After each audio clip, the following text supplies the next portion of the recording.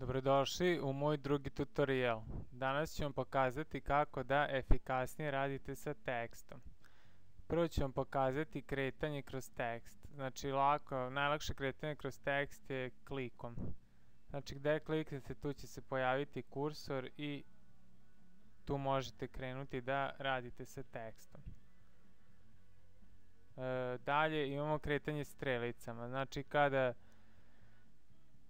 kliknemo strelice levo-desno, kursor se pokreće po jedan karakter levo-desno. Možemo da idemo u red gore-dole, tasterima gore-dole sa strelicama. Imamo dalje tastere Home i End. Znači kada kliknemo taster Home, kursor će se premestiti na početak reda. Kada kliknemo na taster End, kursor će se premestiti na kraj reda. Dalje imamo kretanje Page Up i Page Down tasterima. Znači, posmatrajte ovaj bar sa strane kako se pokreće. Znači, sada pritiskam Page Down, krećemo se stranicu dole. Page Down, krećemo se stranicu dole. Page Up, krećemo se stranicu na gore. Page Up, krećemo se stranicu na gore. Znači, ovo možete koristiti kada želite neki veliki dokument da pregledate ili, na primjer, internet stranicu i samo želite da pročitate neki određeni deo. Znači, kada pregledate dokument u potrazi za nekim naslovom ili tako nečim, onda jednostavno idete page down, page up, dok ne nađete ono što želite. Dalje imamo kretanje sa kontrol tasterom i strelicama levo-desno, što će nas pomerati na početak sledeće reči u slučaju pritiskamo, to jest da držimo kontrolu i pritiskamo tasteru desno, ili držimo kontrolu i pritiskamo tasteru levo, što će nas premestiti na početak prethodne reči. Dalje imamo kretanje na početak i na kraj dokumenta. To ćemo postići tako što držimo kontrol i pritisnemo taster End. To nas prebacuje na kraj dokumenta, to jest posle poslednjeg karaktera koji je otkucan u dokumentu. Idemo Ctrl Home, znači to nas vraća ispred prvog karaktera koji je otkucan u dokumentu. Znači Ctrl End, kraj dokumenta, Ctrl Home, početak dokumenta. Dalje idemo na selektovanje teksta. Znači tekst možemo da selektujemo mišem, znači prevlačenjem. Znači pritisnemo levi taster miša i držimo ga i vučemo levo-desno ili gore-dole i time podešavamo koliki deo teksta je selektovan. Dalje imamo varijantu da dvostrukim klikom selektujemo reč koja se nalazi ispod kursora miša. Sad ću se prebaciti u drugi dokument u kojem ću vam pokazati kako se koristi pomoćni meni koji se dobija desnim tasterom miša.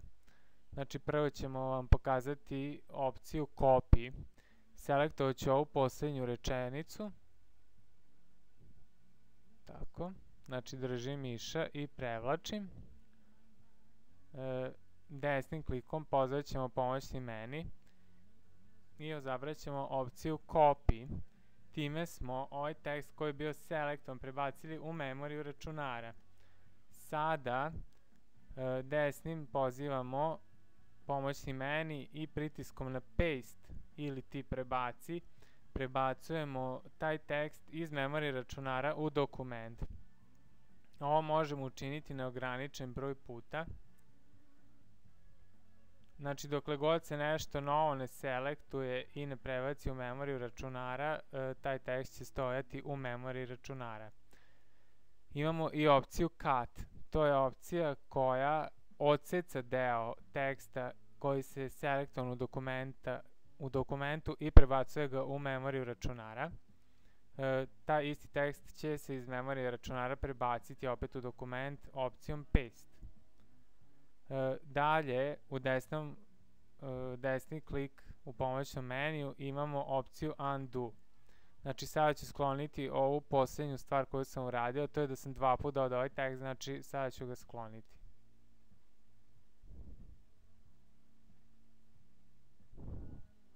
Eto.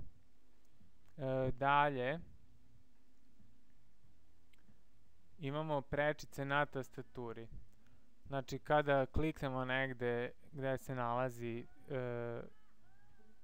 levim klikom, kada kliknemo, onda ćemo premestiti kursor negde u tekst i tu će početi naša selekcija. Držimo Shift na tastaturi i pritisnemo opet mišem, to jest levim klikom. Možemo da pomeramo našu selekciju, da je proširujemo ili smanjujemo ili čak da je prebacimo na drugu stranu. Znači, možemo to i prevlačenjem, a možemo i klikovima da editujemo selekciju. Dalje imamo sve što smo radili desnim klikom pa pomoćnim menu možemo da uradimo i prečicama na tastaturi. Recimo da imamo ovaj tekst koji selektujem i želim da ga iskopiram u memoriju računara, pritisnut ću Ctrl i pritisnuti C. Znači, sada je ovaj tekst prebačen u memoriju računara. Taj isti tekst ubacujemo u dokument tako što ćemo držati Ctrl i pritisnuti slovo V. Znači, koliko god da pritiskamo slovo V, toliko ćemo puta ubaciti ovaj tekst. Isto tako imamo opciju Ctrl X koja će odseći tekst iz dokumenta u memoriju računara.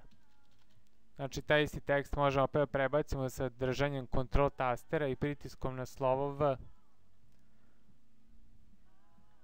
Sa Delete brišemo tekst.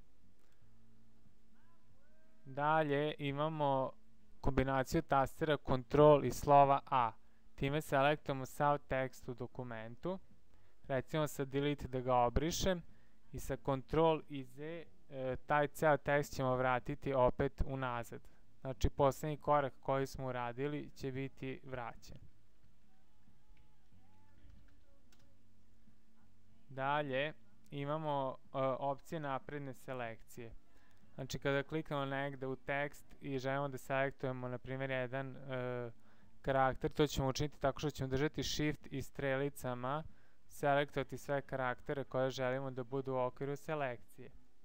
Sledeća varijanta je da selektujemo tako što držimo Ctrl i Shift na tastaturi, što će nam selektovati do početka sledeće reči, ili će vraćati selekciju na početak prethodne reči ako pritiskamo Ctrl Shift i tastere levo desno. Isto tako možemo Shift i strelica na dole ili Shift i strelica na gore, time ćemo selektovati redove koji se nalaze ispod i iza. Dalje imamo selekciju sa Shift i End koja će selektovati do kraja reda, znači Shift End, ili ti Shift Home koja će selektovati do početka sledećeg reda. Dalje imamo naprednu selekciju time što kada držimo Ctrl i Shift i pritisnemo End na tastaturi, dobit ćemo to da selektujemo ceo tekst do kraja dokumenta. Isto tako ako pritisnemo Ctrl Shift i pritisnemo Home, selektovat ćemo ceo tekst do početka dokumenta. Sada ovo da primenimo praktično u Firefoxu.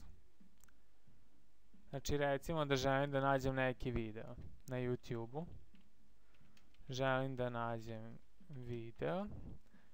Sad želim ovu prethodnu reč da obrišem zato što mi ne odgovara. Držim Ctrl Shift, pritisnem taster u levo, selektao sam celu reč, mogu dalje da krenem da pišem, čime ću obrisati ovu selekciju i zameniti je novim tekstom.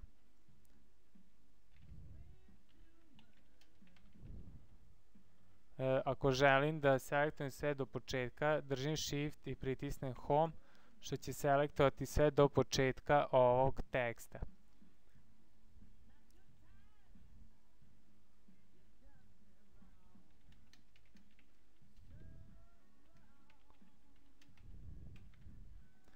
Znači, isto tako ako pritisnemo Ctrl i slovo A, selektovat ćemo sve što se nalazi u ovom boksu. To bi bilo sve za ovaj drugi tutorial. Nadam se da ste uživali i naučili nešto što je stvarno osnova za korišćenje računara. Sutra se vidimo ponovo sa novim tutorialom. Prijatno!